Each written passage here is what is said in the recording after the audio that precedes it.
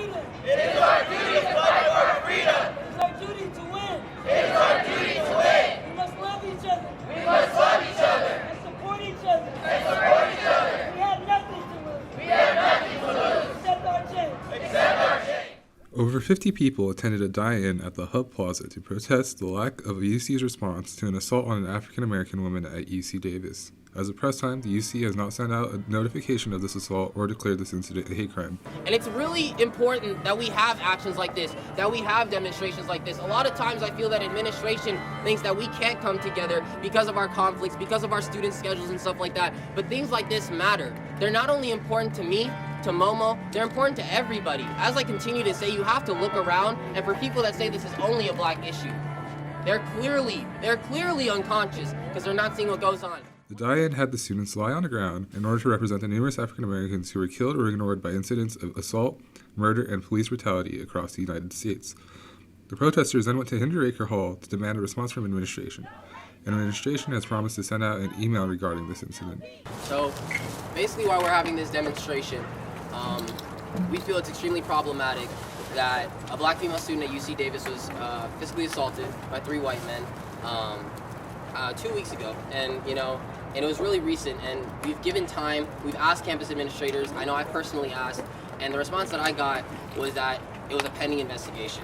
And well, one thing that I know for certain is that every single day that goes by, it signals a lack of care towards the students on this campus. Because look, there's a lot of different people here. There's a lot of black people here too. And like I said over there, black people pay tuition just like everybody else. Ain't no free rides. I don't have a free ride. And even if I did, I still matter.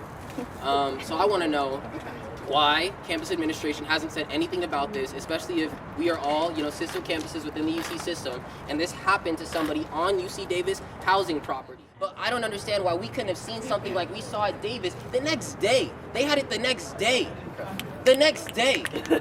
Like, I just don't, we literally could have had a statement just like that the next day, and none of this would have occurred, because then you're validating that, okay, something happened, we know it's still a pending investigation, but we care about you.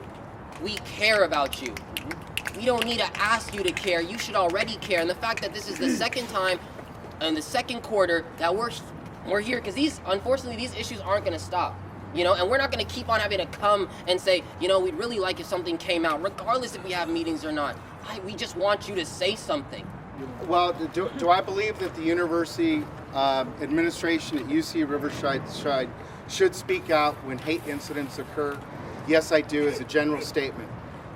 Do I think that we can respond to all hate incidents that occur throughout the nation, within the University of California system in the state of California? Then unfortunately the numbers are so large that we cannot. I appreciate and I know lots of you in the crowd here, I appreciate what we've done so far to have a bigger conversation. Because unfortunately, I agree with Jim, there's too many events. And so the real wisdom I think that we can create together is knowing which events, which messages, which times, in what ways.